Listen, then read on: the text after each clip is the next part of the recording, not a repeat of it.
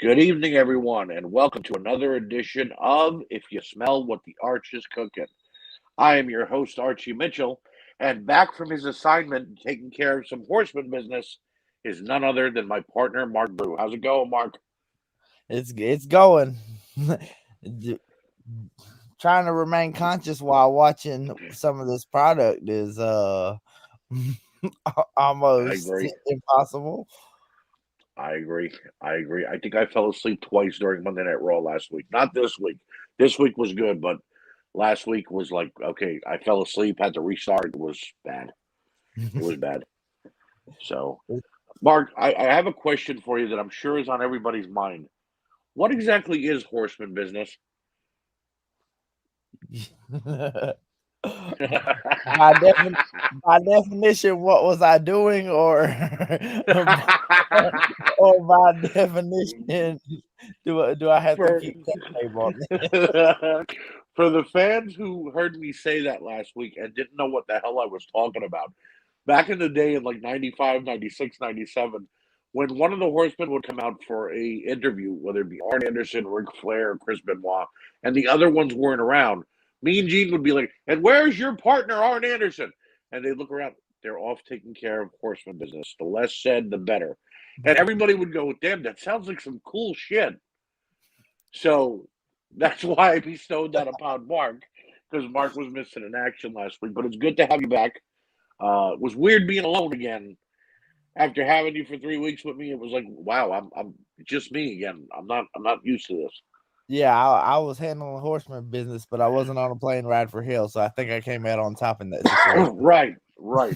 Mark will not be sued for taking off his robe or trying to force any stewardesses to touch his manhood. So we're good Yeah, on that. if I'm going to helicopter, it's going to be consensual. Right.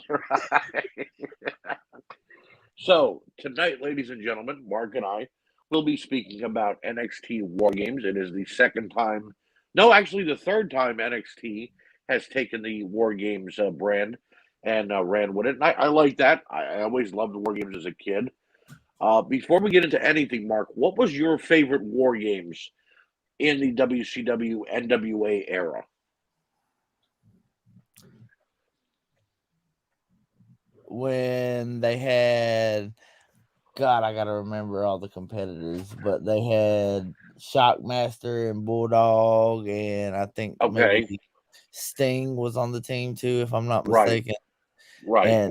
And that match to me stuck out.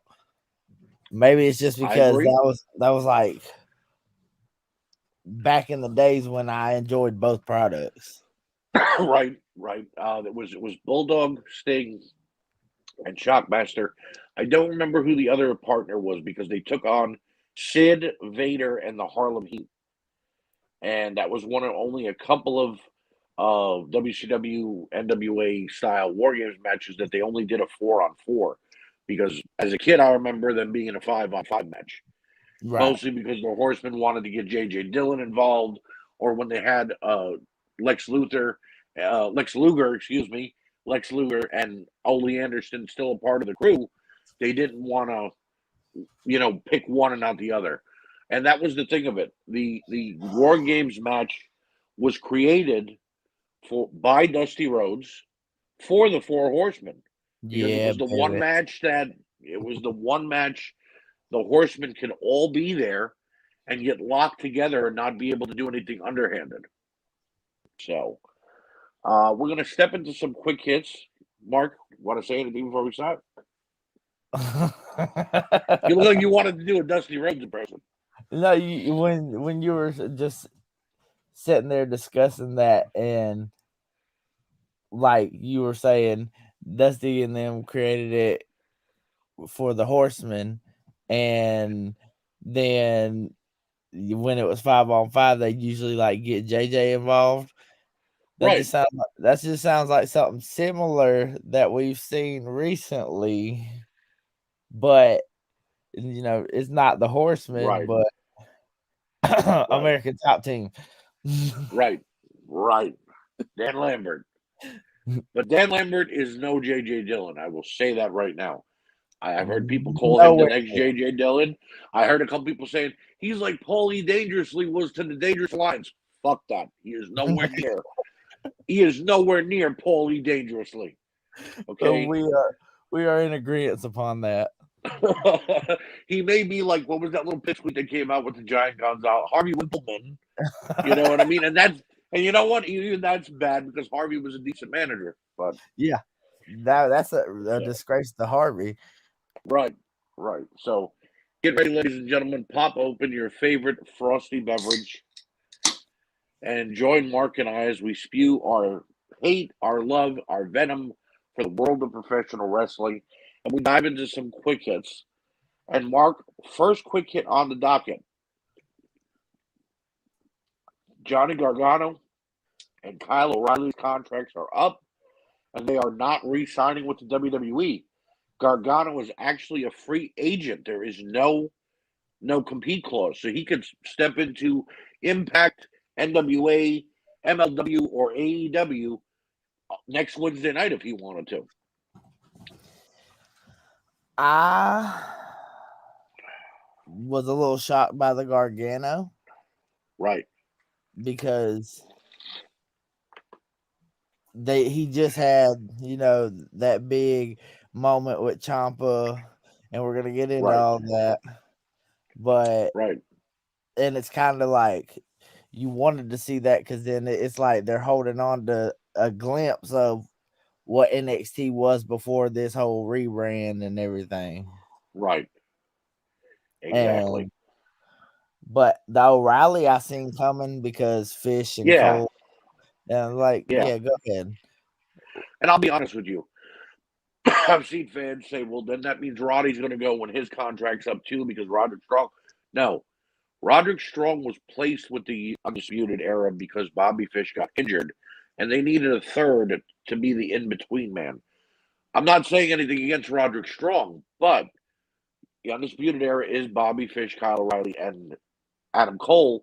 The same way in Ring of Honor, those three were synonymous with each other as well, whether it be in matches or against each other or what have you.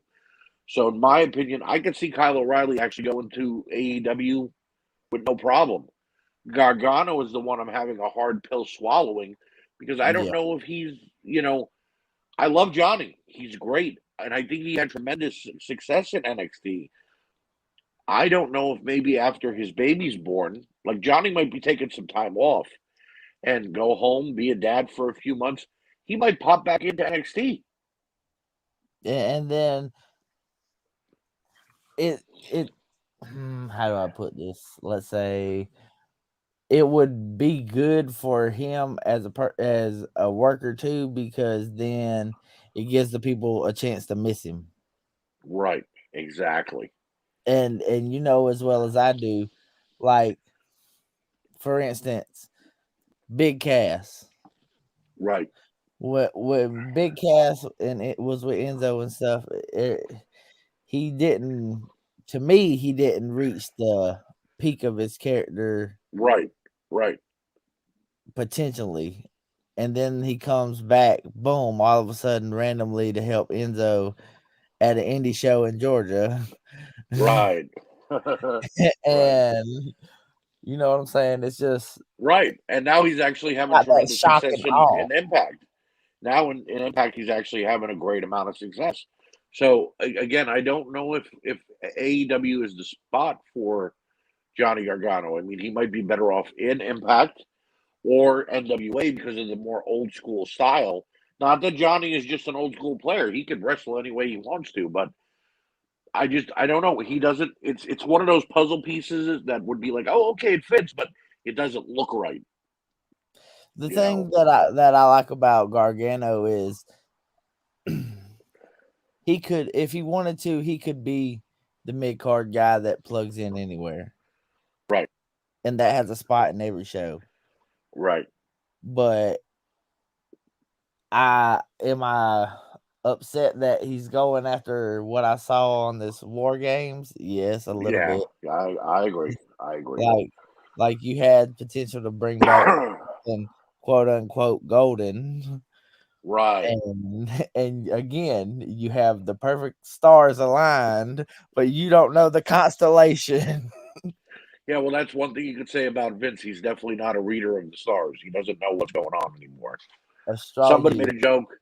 Somebody made a joke on like a website, and they said the reason the WWE is starting to have its downfall is because Vince is smoking too much medicinal marijuana. And when you look at Vince, he looks high 89% of the time. His eyes are red. They're in his head. He's talking slurred. So it's like, damn, that might be it. He may just be too fucking high. I I thought he was sick because I mean, you used to seeing the Vince McMahon with the full face and look like he's Right, roided out and stuff like that. right. I mean, No, I don't know, he's starting to look like a puppet.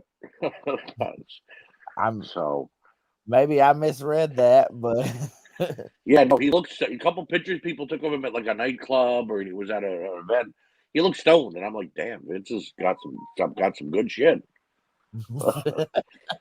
Next on the quick hits list, AEW actually outsells the WWE in tickets in Long Island, New York, for Dynamite versus Monday Night Raw. I Monday Night mean, Raw, when they were there, sold 5,887 tickets. AEW sold 9,538 tickets. That's a pretty big difference. if you look at those numbers, period, say you only charge $10 a ticket, you'd still make killer money. Right, right. It's still a great gate. And Right, they don't just charge $10 a ticket, because my wife just surprised me with an early Christmas present for AEW tickets, and those things are $80 a piece. So I mean, even if they're at 25 to 50 and on the high end 80, for a great seat, right, it's still a pretty decent. That's about what the WWE charges: 25 for a nosebleed, 50 for middle ground, and over 100 to sit right in the front. So it's right, not shocking though, because obviously, AEW has a core fan base. They have an indie fan base that want to see wrestling, that want to enjoy themselves. And AEW only does one show a week. It's Wednesday night, where they tape Dynamite, Rampage, and both their YouTube shows. So for whatever you're paying for your ticket, you're getting four different shows. Not bad. right. You know what I mean? Where with Monday The- Night Raw, you just get Raw.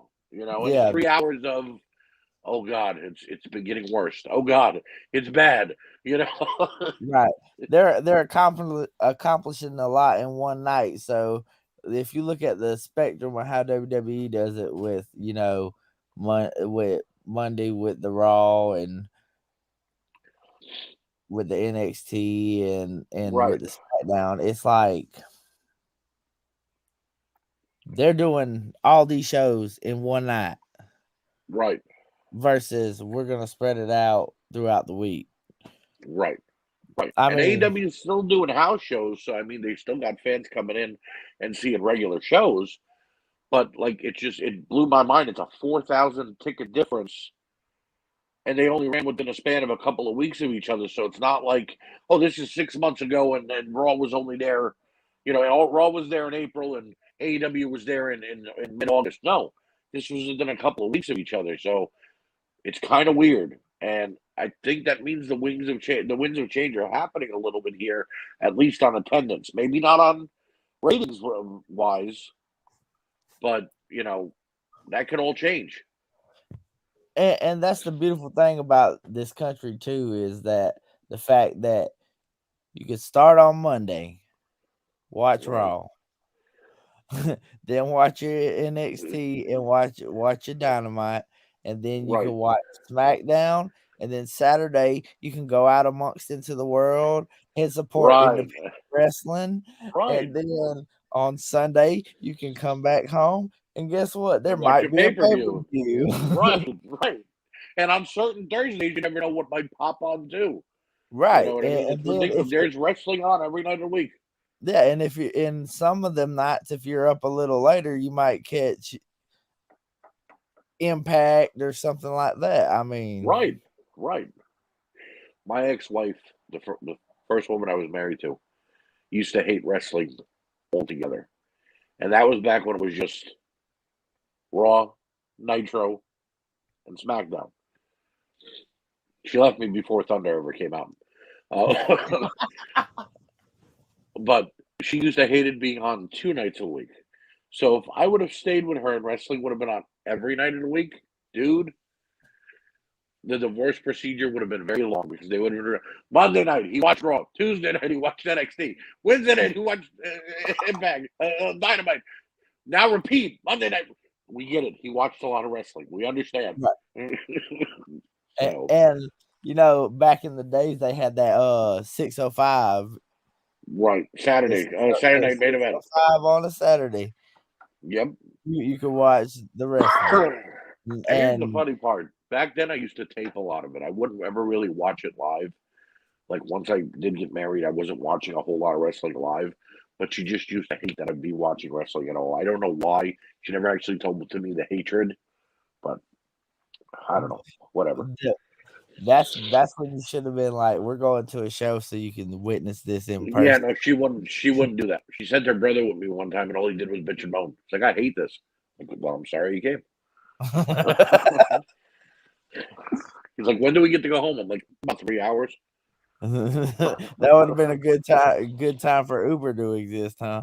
Right. So, last on the quick hits list, this is a bit of a sad one. Jeff Hardy released by the WWE for refusing to go to rehab. Now, they have yet to say whether this was due to alcohol or drug abuse or if Jeff is just in bad shape. But whatever the case may be, it does seem that some of Jeff Hardy's demons have come back to haunt him again. We don't like to hear that at all. It's not funny when it's anybody in the wrestling business or in life in general. But Jeff Hardy cleaned himself up. He was doing fantastic the last few years, and I just don't know what happened. And to have that much talent and have that taken away from the fans. I mean, his mental state is important too. Let me not misconstrue that. But as far as you're grasping on, he's from the Attitude Era. Come on. Right. And so, so let's see. 98 to 2020, 23 years in the public eye of wrestling, not to mention all the indie shit he did before then. Because he's been going since he's been 15 years old. So, and and if you're that type of fan that like me, because that's my favorite era of wrestling, the Attitude Era and the Golden Era. They don't make them like that no more. Nope. Just don't. That's when wrestling was wrestling to me, and it is what it is. I agree. That was a lot. The thing of it is, when it comes to the Attitude Era, the Golden Era, that was before everybody had a computer, a laptop, an iPhone in their hand. Dirt sheets were not readily available. If you wanted to actually read a dirt sheet, you had to subscribe to one and have it come in the mail or come with your magazine. And even then, they weren't really going that deep. They would just be like, sources say that a big name is going to WCW from the WWF. That was it. Right. You didn't get the exact name. Now it's like Adam Cole leaves WWE, expected to show up on Dynamite tomorrow night. It's like, wow. And then the buzz about the Fiend supposedly going over there. Yeah, I don't know what's going on there. But whatever the case is, Jeff Hardy, we wish him the absolute best. We hope for a quick recovery, and there are a lot of fans who are saying, "Oh, great! Now the Hardy Boys could get back together in AEW." Listen, we saw the Hardy Boys in Impact Wrestling. We've seen the Hardy Boys in the WWE. We've seen the Hardy Boys all over the world. They are one of the best tag teams known to man. They are a part of an elite 3 of the best tag teams, with the Dudleys, Edge and Christian, and the Hardy Boys being those 3 because they carried the Attitude Era for tag team wrestling. And they are TLC. When you hear that, what's that called? Those call letters. When you hear that match, it's them. That's immediately boom. Get the tables. Right. So there is no go up the Let ladder and the right, concerto with Edge and Christian. It's just right. But we need to think about, like Mark said, Jeff's mental state, because without that, if he comes back too soon just to do the Hardy Boys reunion and be in AEW, if he gets hurt, guys, and he's not in the proper state of mind, it's not just get hurt, go out for 6 months, a year, and come back. No, he could risk serious injury, the way Edge or was to his risking serious, opponent. or Right. to his opponent. Right. We've seen Hardy messed up in the ring before when he's been badly on drugs. Sting had to just pin him in a minute and get it over with because he was afraid of what might happen. But we need to think about everybody involved. Let Jeff rest up. And like Mark said again, the idea of him being away for a little while, but he pops back up, whether it be to save Matt or to come fight Matt or to just come to AEW and say, "Hi, I'm still around," or back to the WWE even. It's for the best because it'll help everyone involved. And then we'll get a better Jeff Hardy who could actually end his career on a good note rather than oh, Jeff broke his opponent's neck last night and he's retiring from the ring. It's Right. so. All right, I Mark, we're on to. Go ahead. I kind of made light of it at first. I was like, I heard what happened, and then I'm like, well, maybe Vince told him what his idea was for the match, and he was like, "Screw this, I'm not Right, high enough right, for this or something." But right, I mean, in all seriousness, I just did that because I'm like, that's one of my childhood memories right. is watching those Exactly. triple threat TLCs and stuff. You get to a point, you see these guys as they age, and you see, okay, they're getting older. It's no big deal. Ric Flair, I ranted about Ric Flair last week because of how badly he's talking about everybody in the professional wrestling industry now, and how badly he's shitting on people. He's ruining his legacy. You Yeah, know, we don't need Jeff to ruin his legacy because he's too drunk, high, or just in a bad mood and doesn't know what he's doing the right way. You know what I mean? We right. need him to be level headed like he has been all these years. You Especially know, at the level of high risk maneuvers that he likes to right? perform. And in AEW, they're going to let that son of a bitch come off the Tron 80 feet in the air if he wants to. WWE was like, no, just keep it to a ladder, Jeff. Don't worry about it. You don't got to go that high. AEW, go as high as you want. You signed the waiver first, right? Right. You signed the waiver. You have insurance, right? Yeah, go as high as you want. Don't worry about it. Tony Khan will be like, did we tie a bungee cord around him? No, he said he didn't want one. Okay, cool. It's even better. Like what?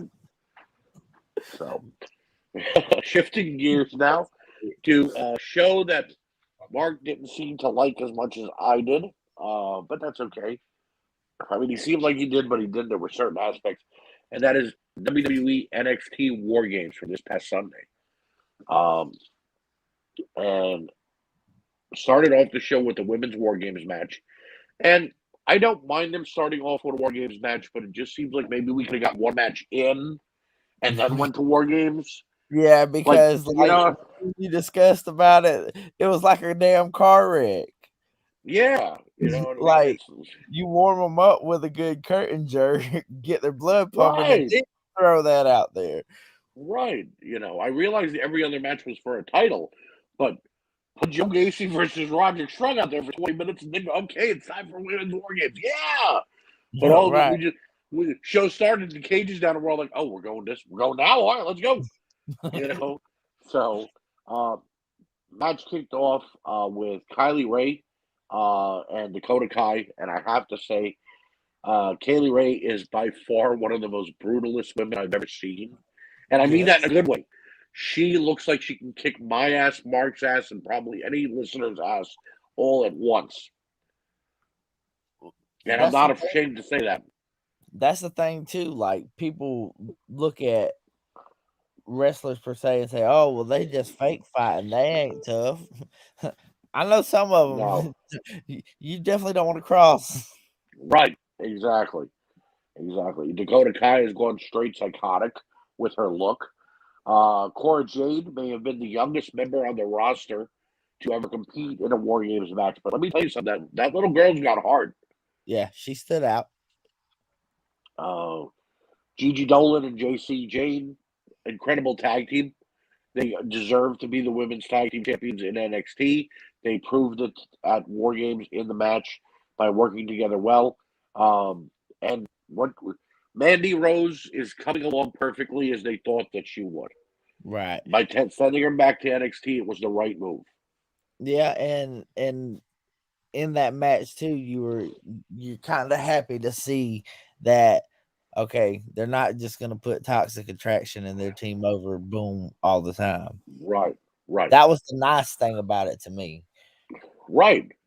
They actually showed that okay, you're the champions, but the champions can lose because the titles aren't on the line right now. Right. It would better progress this story by you not winning. And then Um, that attributes to their opponents being built too. right. Well, yeah, it built up the whole other team. And Raquel Right. Gonzalez still deserves a rematch for the title. Cora Jade pinned the champion in the match. Kylie Ray has been trying to get a title match since she got to NXT, and Io Shirai, well, she's always in the talking area of a shot. She's I really enjoy her in ring work. I'm definitely a EO fan. No, I am too. I am too. I'm happy they changed her look though and her presence in the ring. She went from that quiet little Japanese girl to okay, here comes a tornado. Right. And that's better for her because there are too many.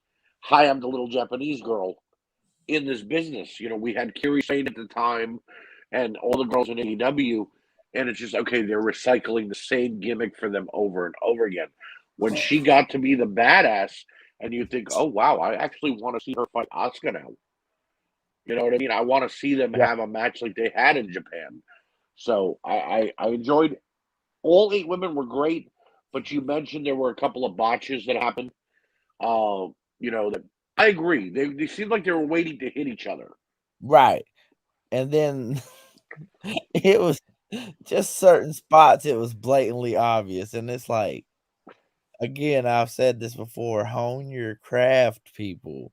Yeah, I agree. I agree. I guess when the cage is around you, though, you're not sure if the fans can see you the right way, so you think maybe you could let a little more slide. And they're not thinking there's a big camera in their face.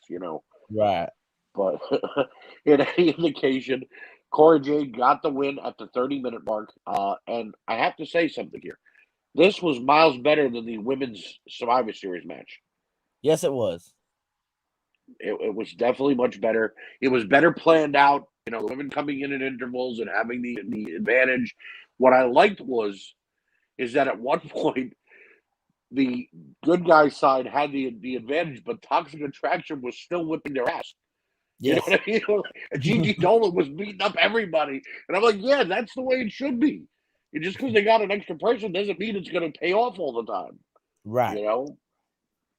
So, but decent opener. Again, I would have liked maybe a buffer in between for the opener and then go to the first War Games match, but I guess they felt they had to space it out. Next up was Imperium versus Kyle O'Reilly and Von Wagner. Um, I'm going to say that this was as close to a perfect tag team match as you can get because neither team made a mistake. They both brought it in the ring, and they both worked together as teams perfectly, even though Imperium have the advantage of that. Right. Um, on a scale like you would in school, I'd give it a minus. Yeah, I agree with you on that. I agree. I wanted more. They ended it in 20 minutes. Right. But Imperium deserved the win here, in my opinion, because Von Wagner is still too green. He does not deserve a title a month into being there. And And that display of strength by Imperium when he caught him and squatted him, oh yeah, you're like, dude's an athlete. Fabian Eicher is like I didn't. This dude was in NXT for like 8 years before they put him with Imperium and made him a tag team. He was just there, and I didn't know he was anything that special. Since they put him with Imperium, though, I look around and I go, why didn't they ever just push him before? Why, if he could do all this, why did it take a tag partner to get that out of him? You know what And I mean? Imperium's doing their jobs as heels and really Right. making you want to smack the hell out of them. But yet, when you're watching them wrestle, you're cheering them because the whole fans were on their feet cheering for Imperium. When he Right. did that deadlift squat in the middle of the ring, the fans were cheering like crazy. So, but Imperium does get the win. The crowd was actually, like I said, on their side. And then we go to the post match. Fans cheer, thank you, Kyle. And then Von Wagner pulls off the worst looking heel turn I've ever heard. Like, he's sitting there behind Kyle, like, yeah, congratulations. And then Kyle turns around and just goes, like his face changed, and like, oh shit, this motherfucker's about to turn. Like, you know, It was two things. Either he was going to turn or he was going to take a shit. right. One of those two. And neither one would have been good because the heel turn sucked. You Yeah. know? And a shit would have stunk. So, Yeah, Kyle beat the hell out of him, left him laying, walked away, goes backstage, and even he said it when Mackenzie asked him, what happened out there. That was the worst heel turn. He said that was the worst turn I've ever seen, and this is the guy who got turned on by all of his best friends. right. If you So, didn't think I saw that coming, right, the one thing I will say though is him and Von Wagner agreed to a tag match on NXT the following Tuesday, to a cage match. Now, we had 2 War Games matches tonight at NXT War Games this night on Sunday. On Raw, they're hyping Big E versus Kevin Owens in a cage. And then you're hyping Von Wagner versus Kyle O'Reilly in a cage. The WWE does not know the word oversaturation. That's too much of one thing. oh yes. It's but in any case, it's Kyle O'Reilly versus Von Wagner on NXT, and of course we're not talking about that, but Von Wagner goes over and then beats the hell out of Kyle with the cage door. So I guess that was Von Wagner's way of saying, yeah, he's leaving anyway, so I'm going to get over as hard as I can.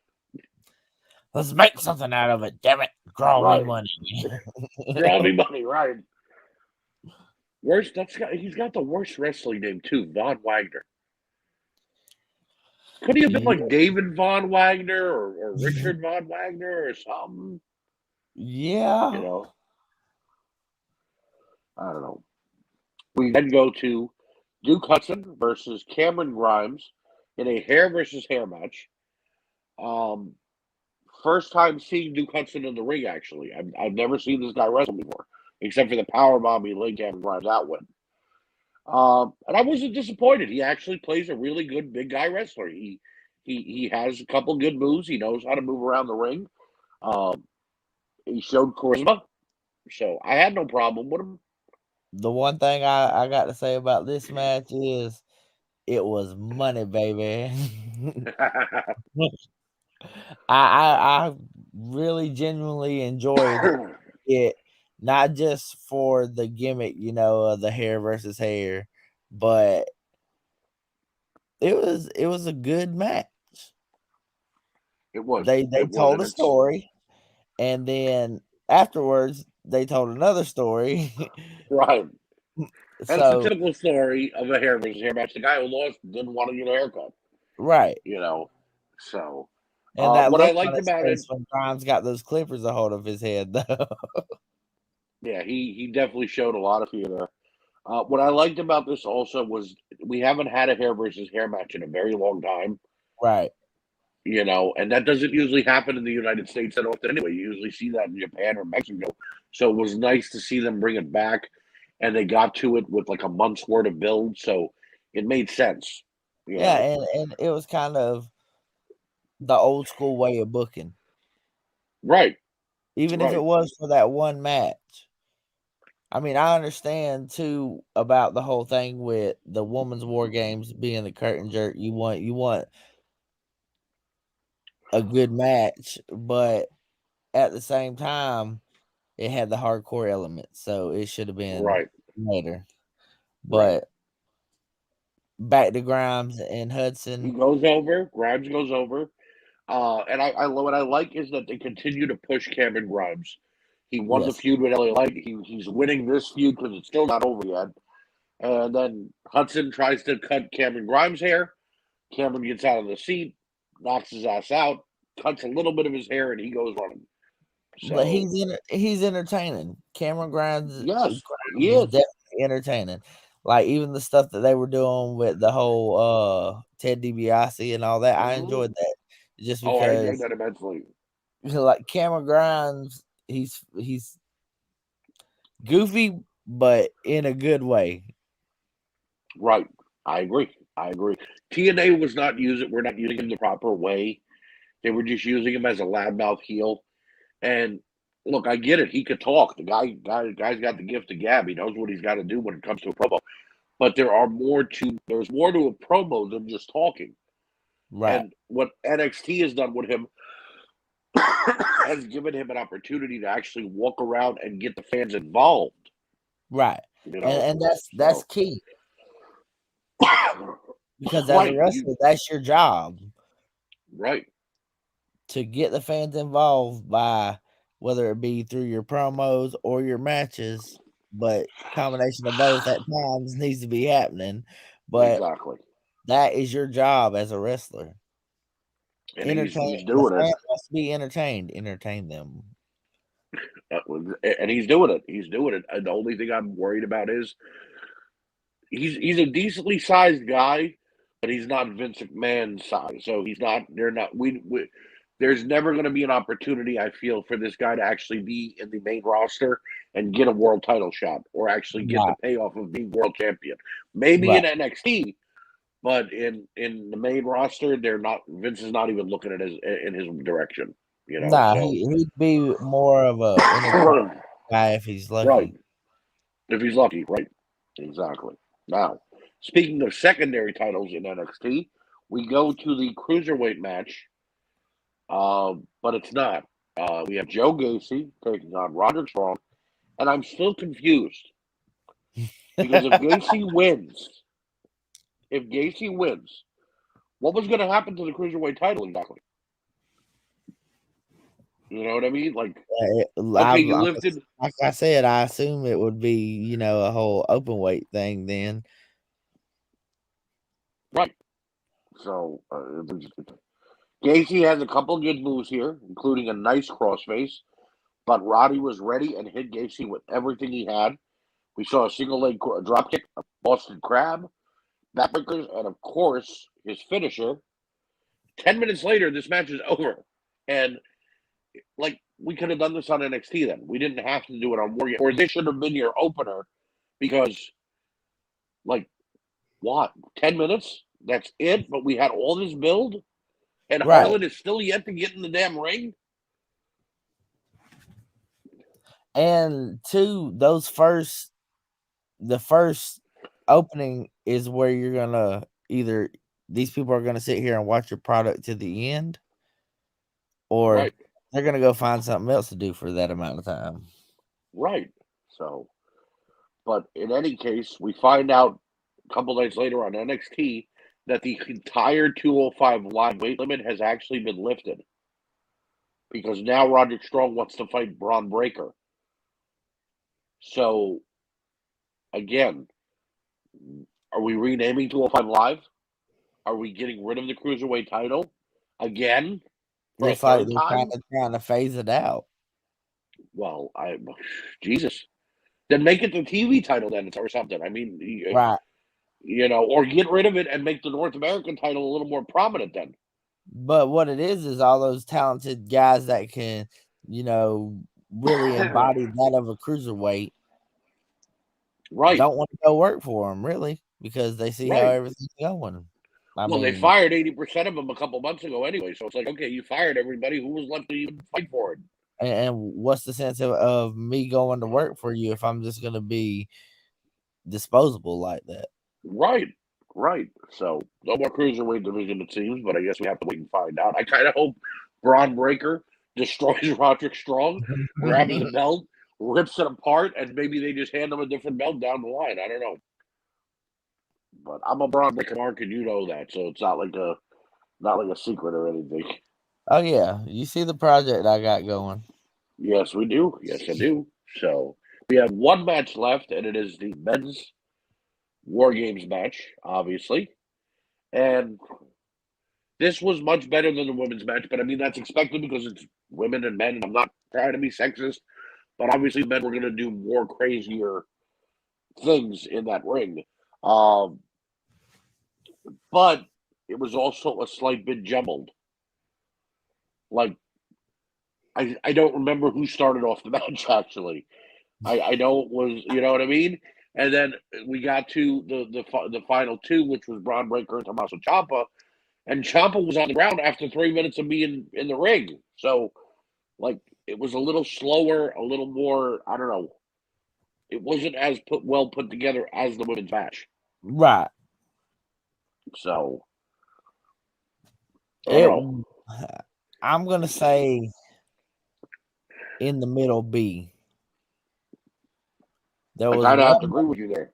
There was one moment that I really, really enjoyed from that match, and that Right. was with Gargano and Ciampa, Of course. because that Of just looked course. brutal, and it that was that feel good moment I was talking Right. about. Right. You know, Exactly. it's like it's DIY getting back DIY. together. Right. It's Right. like, come on. Well, Champa released a text before a Twitter post that said to Johnny, "If this is the last night we spend in the ring together, thank you." And these two came up together in the WWE for the last 5 years. They came in at the Cruiserweight Classic. They got put in NXT. They became a tag team. It was the classic story that we've seen in wrestling, like with guys like Jim Neidhart and Bret Hart and Shawn Michaels and Marty Jannetty.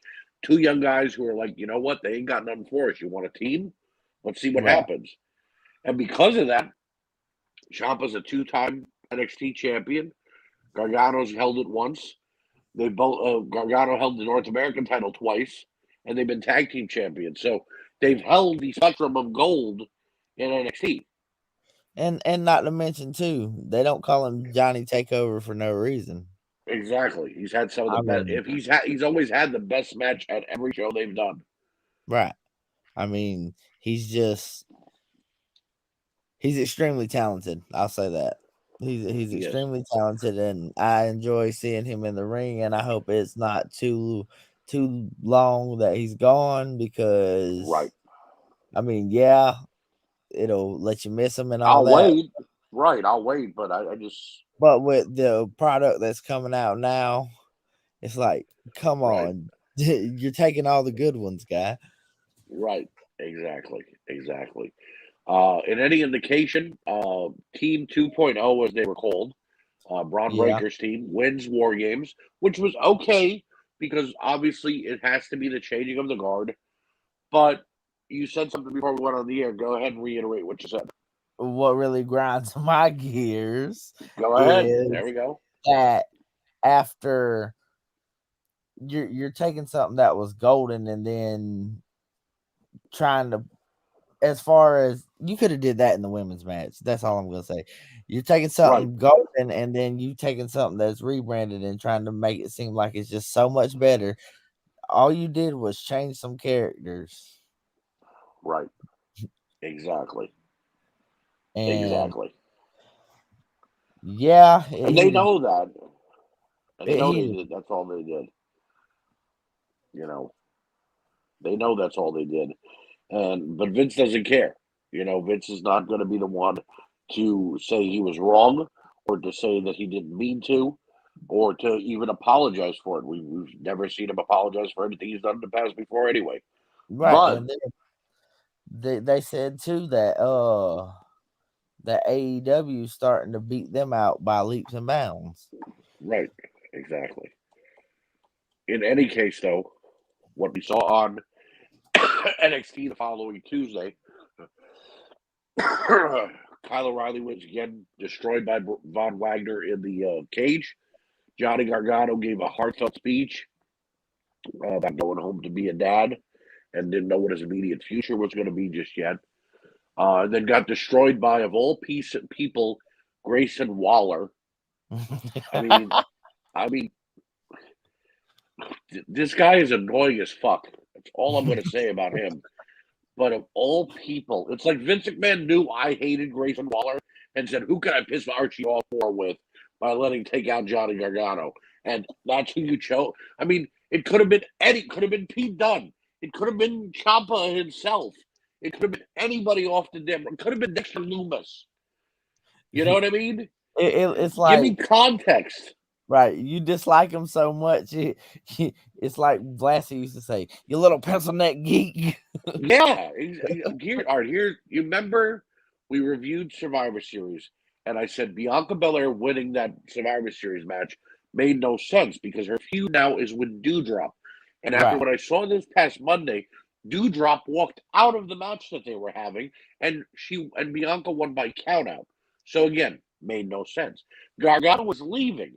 Why would you let the guy who takes him out be a guy who's not feuding with anybody?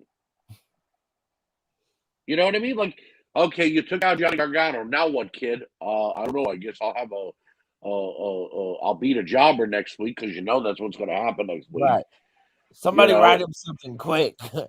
Yeah, and then I'll cut a shit promo because that's what he does. And then, okay, now what? You know, it's like, look, I understand Johnny's leaving anyway. We don't got to make Johnny look good on his way out. Okay, he agreed to being shit on by being took out before he left. He didn't get to have his goodbye speech and just go home. But Right. there are 40 people on that roster. Roderick Strong, Ciampa, Dunn, Imperium that could have taken Johnny Gargano out. That when he does come back, if he does come back to NXT, when he comes back looking for revenge, it makes sense. Or Breaker. What if he comes back and Grace? He could even have Right. Breaker, and that Right. would have definitely made more sense. Well, because he's trying to get the Ciampa. So, okay, I just took out your best friend.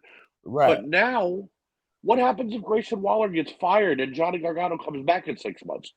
What do we do then? Sorry, guys. The storyline we had wrote up for Right. future endeavor. Right. Exactly. There's no payoff. So, in any indication, I would give NXT WarGames a B, a solid B, not a plus, not a minus, but a solid B, because they did put on a pretty decent show. They ended some feuds that needed to be ended. They started some new feuds that needed to be started, and they did give some context to a lot of what was going on with a lot of these people that I just called enhancement talent with music. Right. You know, like Tony D'Angelo and Grayson Waller. At least we got something to come out of these guys, as opposed to them just coming to the ring and losing a match. Right. I'll have to agree with you on the B there. The matches weren't terrible. What I'm gonna say is show structure. There's some structure to how to go about things to maximize their effect. Right. Exactly. There should have been also some big spot at the ending of War Games that ended it without, like, Braun Breaker winning was fine, but he was the only one left standing in the middle of the ring. I would like to see a little more destruction on his end to make this guy look more like a badass, because we've seen Ciampa go through a table many times before. He's gotten right back up. Right, and it's like, so have him, for lack of better words, Hulk out. Right. Go nuts on him. Throw him off the top of the cage. So, do something so that way we have but I guess they're not even going with Breaker versus Ciampa anymore, because Breaker and Roderick Strong are going to have a match next week on NXT. So I guess they're going to. To me, that doesn't make sense either. Right. Why really do you want to move? I mean, no disrespect to Roderick Strong, but why do you want to move down the card? But right, and who else do you have to put against Ciampa? Right. If it's not Braun Breaker right now, who's the only breakout star, in my opinion, of NXT 2.0. Were they going to swap Gacy over to Ciampa with Harlan? Well, if it's going to, at least if Harlan's going to fight, right. That would make sense, which he's supposed to debut next week. And segueing over, Next week we'll be back to our normal format, talking about Raw, SmackDown, NXT, and AEW in their entirety. Mark will be back. He is not going out on horseman business for quite some time again. Unless it's important, Right. So, Which I'm sure we'll find the time. oh yeah, we definitely will. And next week, let me see what the date is. Next week will be our last show until we come back from Christmas break. So we'll probably end up doing something in between Christmas and New Year's. Then we'll take New Year's off and come back as business as usual in the new year. So, yeah, I'm not gonna kayfabe that. I gotta watch Cobra Kai. Yeah, I agree. I agree. I'll be watching Cobra Kai for like 2 days, so I'm gonna binge watch it. So once I'm done with that, you can have me back for wrestling, ladies and gentlemen. That's Before right. then, though, if you want a Cobra Kai review, me and Mark will definitely talk about Cobra Kai. It's up to you. So, in any case, Mark, thank you for joining me once again and being back on the show. It's always a pleasure, brother. Got any parting words for our fans at home?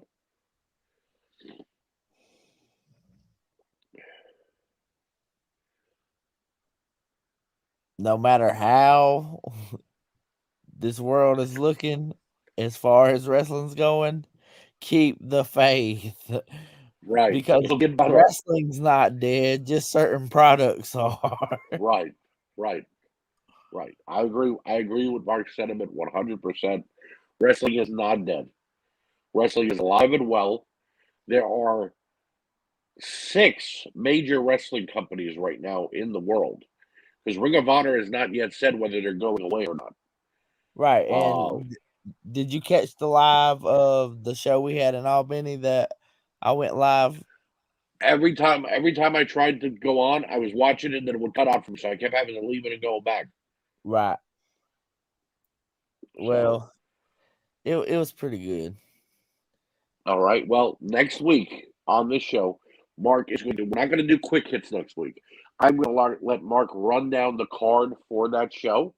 We're going to talk about it a little bit, and then Mark is going to let us know what's coming up for his promotion in the next show as well. All right. Yes, sir. Do a little bit of indie corner for the fans at home. So, Mark and I will see you next week. Thank you once again for joining me. Continue to watch out and listen to everything on the We Can't Wrestle and the WrestleNet Radio umbrella family of podcasts. And I will see you next time on If You Smell What the Arch Is Cooking. Good night, everybody.